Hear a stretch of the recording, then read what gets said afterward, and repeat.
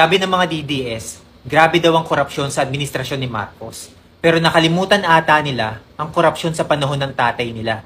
Dito tayo sa part 2 ng Duterte Squad. Marami sa mga tropa ni dating Pangulong Duterte ang wanted at nakasuhan dahil sa issue ng korupsyon at iligal na aktibidad. Heto ang ilan sa kanila. Nandyan si Nicanor Faeldon, dating hepe ng Customs.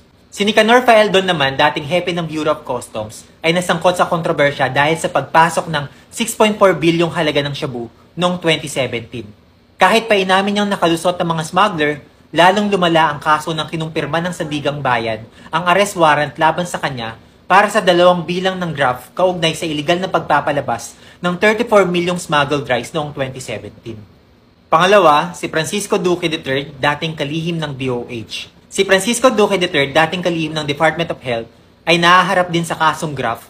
Ito ay kaugnay sa iligal na paglilipat ng 41.46 billion na COVID-19 funds sa PSDVM noong 2020. Natuklasan ng Ombudsman na may probable cause laban kay Duque at sa iba pa sa kasong grave misconduct at conduct prejudicial to the best interest of the service.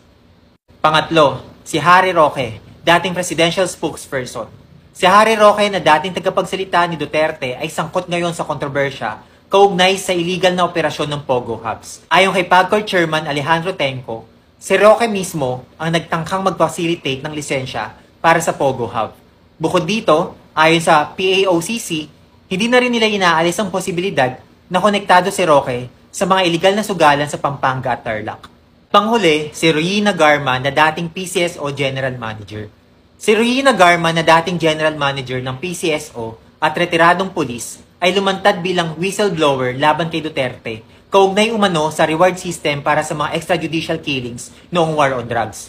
Kasama siya sa mga idinawit sa pagpatay ng 3 Chinese inmates sa Davao Prison noong 2016. At noong November 2024, kinumpirma ng kanyang abogado na nasa kustodiya na siya ng US authorities sa California at nag-apply na rin siya ng asylum. Kaya kayong mga DDS, yung idol nyo, sangkot sa korupsyon, pagpatay, iligal na droga, nariyan na yung mga ebidensya pero gugustuhin nyo pa rin magbulag-bulagan.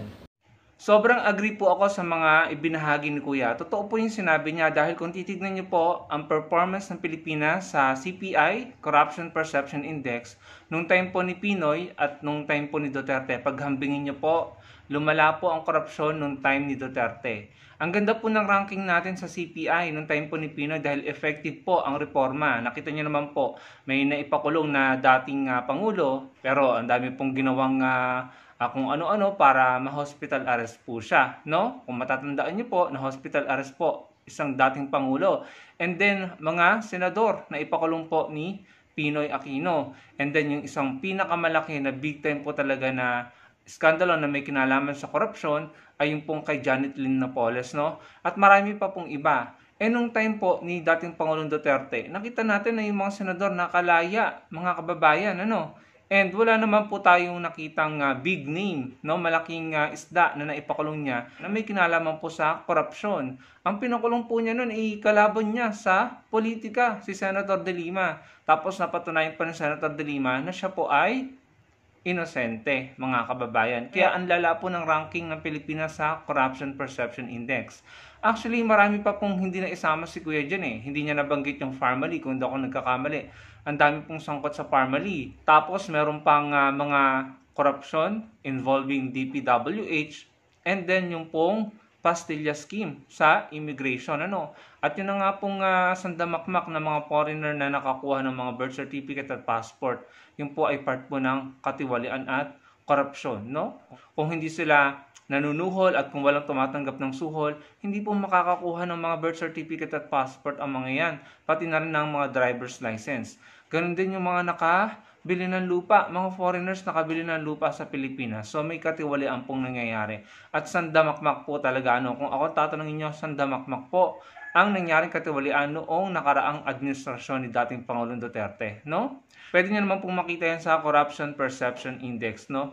So sa mga DDS na nagsasabi na ang lala ng korupsyon ngayon, nakakahiya naman sa inyo. Tignan nyo ito, mga kababayan. Ayan, yung balita patungkol po kay Arnel Ignacio. 1.4 billion land deal under probe. No? So natanggal po si Arnel Ignacio. Kilala naman po natin si Arnel na isa pong maka-Duterte. no? Arnel Ignacio, OWA, pinapa-audit sa sumingaw na 1.4 billion land deal, mga kababayan. Ayan, tao din to ni Duterte, di ba? So yan mga kababayan, yan po ipatunay na yung mga naging tauhan ni dating Pangulong Duterte. Nakikita naman po natin na sasangkot po sa mga questionable at di umano yung mga maanumalyang mga transaksyon sa gobyerno, no? So paano yan kapag napatunayan na naman yan, ano? Kita naman natin kung sino yung mga nasasampahan ng kaso, tsaka hinahabol ng batas, nagpupugaan, umaalis dito sa bansa natin dahil may mga kinasasangkutan ng mga di umano'y ginawang illegal, no? Ayan, mga kababayan, kitang-kita po natin kung sino sila. So sa mga DDS na nagsasabi na ang lala ng korupsyon ngayon, mga kababayan, ayan po ipakita natin sa kanila, no? Ipakita po natin yung katotohanan na ang lala po ng korupsyon noong panahon po ni dating Pangulong Duterte, mga kababayan. Yan po ang katotohanan, realidad, no? So yun lang mga kababayan, marami pa pong hindi nabanggit si Kuya, no? Kung sasaliksikin niyo po, napakadami pa. Pero kung pagdating po sa paglaban ng korupsyon, ako po, para sa akin, effective po yung reforma ni PBBM at saka po ni Pinoy Aquino.